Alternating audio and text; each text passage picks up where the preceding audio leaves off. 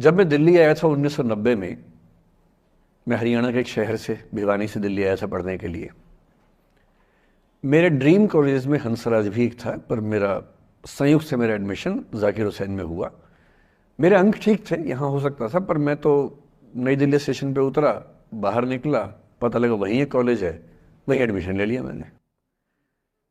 तो लोगों ने कहा कि यार कैंपस बड़ा अच्छा होता है। मैंने, अरे क्या फ़र्क पड़ता है, कॉलेज कॉलेज होता है, छड्डो, यही छड्डो में सिखाने आया हूँ आप लोगों को। ये ठीक है, स्टेशन से निकले वहीं कॉलेज है, मैंने घर जाना होगा तो आराम से कॉलेज से निकल जाएंगे, क्या रखा है कैंपस में। पर मेरा एक दोस्त जो मेरे साथ ही आया था उसी शहर से, उसने एडमिशन हंसराज कॉलेज में लिया। मैं और वो स्कूल के डिबेटर्स थे, डिबेटिंग में हम लोग स्कूल टाइम से काफ़ी एक्टिव थे। डीयू में आए तो यहाँ भी एक्टिव रहे।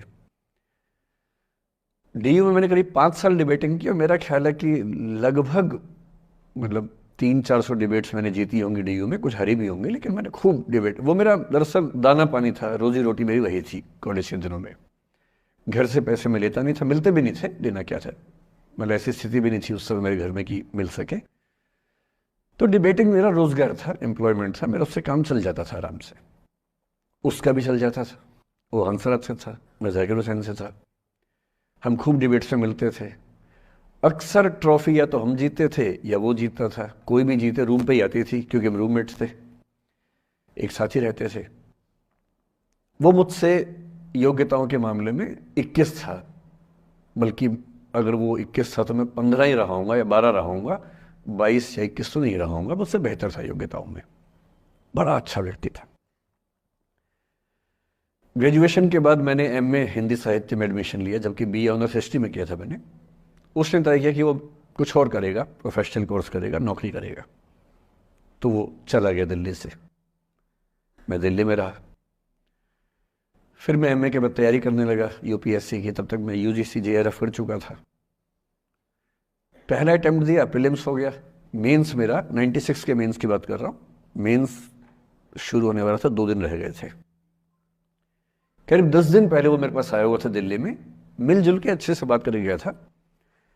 उन दिनों उसका एक प्रेम संबंध कहीं हमारी ही एक मित्र के साथ चल रहा था। हम सब दोस्त थे, तो उनमें से 2 लोगों का आपस में का अफेयर था। मुझे नहीं पता क्या हुआ, लेकिन मेरे मेन एग्ज़ाम से 2 दिन पहले रात को 12 बजे एक फ़ोन आया और ये बताया गया कि मेरे दोस्त ने फंदा लगा के अपनी जीवन लीला समाप्त कर ली है। वो दिल्ली से दूर था कहीं,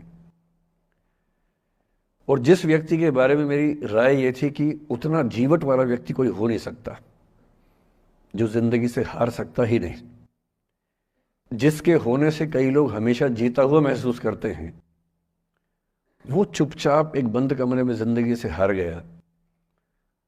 मैं आज तक नहीं समझ पाया कि ऐसा कैसे हुआ। बाद में टटोला, उसके पेरेंट्स से बात हुई, भाई से बात हुई, उन्होंने उसकी याद में एक सोशल वर्क शुरू किया ताकि किसी और बच्चे को ऐसा ना करना पड़े। तो जो हल्का हल्का अनुमान हुआ वो है कि शायद कुछ ऐसा था रिलेशनशिप में जो नहीं संभल पाया था, और रिश्ता टूट ना जाए इसका दबाव बहुत ज़्यादा था, और वो दबाव झेल नहीं पाया। इस उम्र में ऐसा फेज आता है, कई बार आता है। ये एक कहानी है, हंसराज कॉलेज से ही जुड़ी है, इसलिए मैंने सोचा कि वहीं से बात शुरू करूँ। नाम जैसा कि मैंने कहा मैं नहीं बताऊंगा, तो नाम बताने का मतलब भी नहीं। और वो जिसकी मैं कहानी सुना रहा हूँ, आप लोगों के जन्म से पहले की बात है। आप तो सब 21वीं सदी वाले बच्चे होंगे ना, जेन ज़ी होंगे आप सब लोग, तो ये तो बहुत पुरानी बात है।